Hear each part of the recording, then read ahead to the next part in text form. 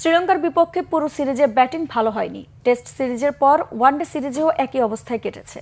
টি-20 সিরিজের প্রথম ম্যাচে ব্যর্থ হওয়ার পর শেষ দুই ম্যাচে লঙ্কানদের উড়িয়ে শ্রীলঙ্কার মাটিতে প্রথমবারের মতো সিরিজ নিশ্চিত করে বাংলাদেশ। বুধবার 8 উইকেটে দুর্দান্ত জয়ের পর ম্যাচ পরবর্তী সংবাদ সম্মেলনে নিজের অনুভূতি প্রকাশ করেন লিটন দাস। আসন্ন পাকিস্তান সিরিজ নিয়েও আসার কথা শোনান টাইগারদের টি-20 অধিনায়ক।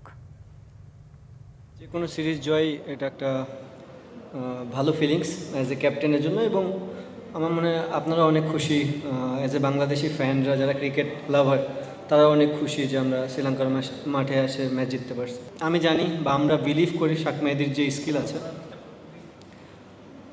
কলম্বোর যে উইকেট এটা তার জন্য সুইটেবল। অ্যান্ড তার মানে এটা না যে শাক মেহেদী ভালো উইকেটে বা অন্য কোনো উইকেটে ভালো বল করবে না। যখনই আমি জানি যে আমার এখানে টি-20 একটা ম্যাচ আছে লাস্ট গেম, আমার তখন থেকে আগে থেকে প্ল্যান ছিল যে এই মাঠে কেউ খেলুক আর না খেলুক শাক মেহেদী খেলবে। আর এটার মানে এটাও না যে মিরাজ খুব একটা ভালো বোলার না বা ভালো ব্যাটসম্যান না। ডেফিনেটলি পাকিস্তান সিরিজ মিরপুরে খুব একটা ইজি হবে না, কারণ পাকিস্তান দলও অনেক ভালো, তাদের ভ্যারাইটিস আছে।